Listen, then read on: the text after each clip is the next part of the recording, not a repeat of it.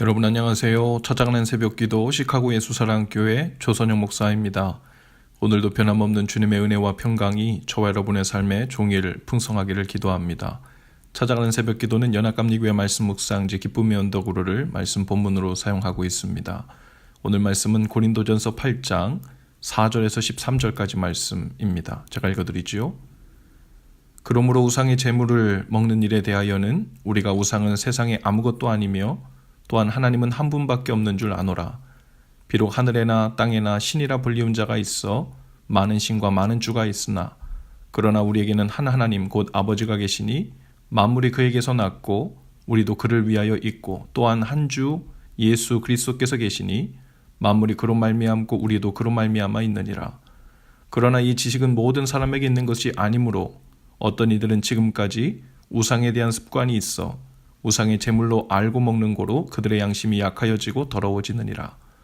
음식은 우리를 위하여 하나님 앞에 내세우지 못하나니 우리가 먹지 않는다고 해서 더 못 사는 것도 아니고 먹는다고 해서 더 잘 사는 것도 아니니라. 그런즉 너희의 자유가 믿음이 약한 자들에게 걸려 넘어지게 하는 것이 되지 않도록 조심하라. 지식 있는 내가 우상의 집에 앉아 먹는 것을 누구든지 보면 그 믿음이 약한 자들의 양심이 담력을 얻어 우상의 제물을 먹게 되지 않겠느냐. 그러면 내 지식으로 그 믿음이 약한 자가 멸망하나니 그는 그리스도께서 위하여 죽으신 형제라. 이같이 너희가 형제에게 죄를 지어 그 약한 양심을 상하게 하는 것이 곧 그리스도에게 죄를 짓는 것이니라. 그러므로 만일 음식이 내 형제를 실족하게 한다면 나는 영원히 고기를 먹지 아니하여 내 형제를 실족하지 않게 하리라. 아멘. 우상의 제물에 대해서 알기 위해서는 먼저 우상에 대해서 알아야 하죠. 우상은 세상에 아무것도 아닙니다. 우상은 사람이 나무를 가지고 하나는 의자를 만들고 하나는 장작을 만들고 하나는 천하대장군과 같은 우상을 만들기도 하죠. 우상은 사람이 돌을 가지고 하나는 집을 짓고 하나는 발로 밟는 보도블록을 만들고 또 하나는 좌불상과 같은 우상으로 만드는 것이죠. 따라서 우상은 그 자체로 아무것도 아닙니다. 우상은 말도 못하고 생각도 못하는 존재죠. 다만 그곳에 귀신이 역사하는 것뿐이죠. 태국에 고물 라디오를 수집하는 사람이 있었다고 합니다. 그런데 그 남편이 오래된 라디오를 많이 모아놓고 죽었답니다.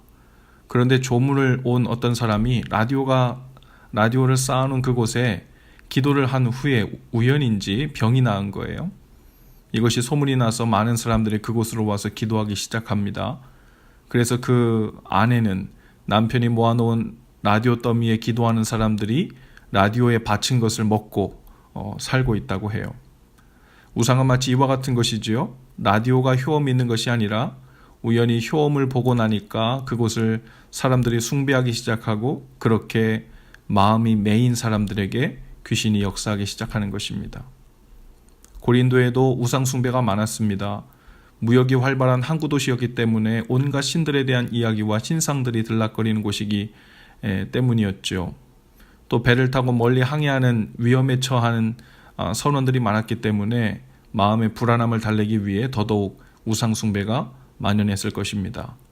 그렇게 많은 우상들에게 바쳐졌던 음식과 고기들이 시장에 나온 거예요. 그리고 고린도 교회에 있는 성도들 중에는 그 시장에 나온 우상잼을 먹는 일에 대해서 두 가지 다른 태도를 가진 사람들이 있었습니다. 한 부류는 우상은 신도 아니고 아무것도 아니기 때문에 우상에게 바쳐졌던 고기든 음식이든 양심에 거리낌 없이 하나님께 감사하고 먹으면 된다는 거예요. 그러나 또 한 부류는 그것이 심각한 시험거리가 된다는 겁니다. 어떤 이들은 우상 제물을 먹으면서 그 음식에 담겼다고 생각하는 우상신의 효험에 대해 은근히 기대하는 사람들이 생겨나 결국 그 음식 때문에 하나님을 섬기는 믿음이 약해지고 그 순전했던 마음이 더러워지기 시작한 거죠. 언뜻 생각하면 아직 믿음이 부족하여 우상제물에 연연하고 흔들리는 연약한 사람들이 문제처럼 보입니다. 그들 때문에 굳이 문제 삼지 않아도 될 일에 대해 요란을 떠는 것처럼 느껴지지요. 믿음이 확고하여 자유한 성도들이 오히려 그 신앙생활에 방해를 받고 있는 것 같아 그들을 응원이라도 해야 할 것 같은 마음입니다. 저 보수적이고 배우지 못하고 자신들 딴에는 믿음이라고 떠들지만 자기가 쳐놓은 그물에 걸려 나오지 못하는 답답한 사람들 때문에 마음 상하거나 답답해하지 말고 그들이 뭐하라 그러든 어떻게 생각하든 신경 쓰지 말고 소신 있게 담대하게 너 하고 싶은 대로 살면 돼 하고 말해주고 싶은 충동입니다. 그런데 바울은 그것은 주님의 마음이 아니라는 겁니다.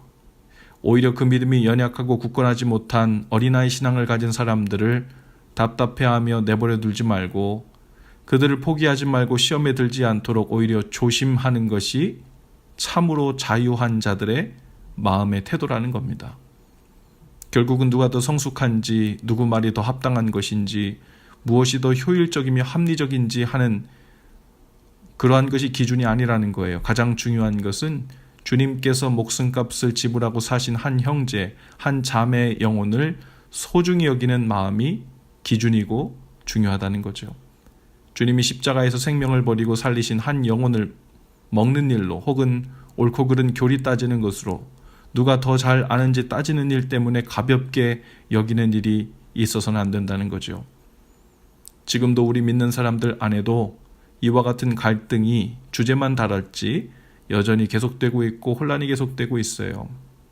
각자 자기의 의견을 낼 수 있고 옳다고 믿는 바대로 행동할 수도 있죠. 그러나 믿는 자라면, 참으로 주님 안에 자유한 자라면 그 모든 말과 행동이 가한지 그렇지 않은지, 덕이 되는지 안 되는지, 주님의 뜻인지 아닌지 하는 것을 판단하는 기준을 주님이 살리신 한 영혼을 가장 귀하게 보고 대하는 것이어야 한다는 거죠. 오늘도 우리는 부부 사이에 아이들이나 부모님에게 자신의 답답함을 이야기하고 옳다는 것을 이야기하고 행동하려다가 가장 중요한 상대의 인격을 무시하는 실수를 할 수 있어요. 같이 동역하는 형제 자매들 가운데서도 주님과 교회를 위한 일을 더 잘 해보려다가 주님께서 목숨 버려 사신 한 인격을 소중히 대하는 일을 놓쳐버릴 수 있죠.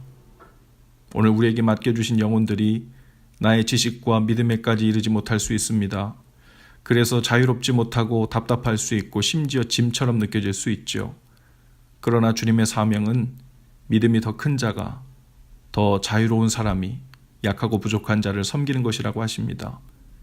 우리도 한때는 모두 그 약하고 부족한 자리에 있었으며 또 지금도 누군가에 비하면 우리는 여전히 덜 자유하고 약한 자이기 때문이죠. 오늘 우리에게 맡긴 사람들을 그 어떤 이론과 주장과 편리함보다도 더 소중히 여기고 존중하는 그 사명을 감당하실 수 있기를 바랍니다.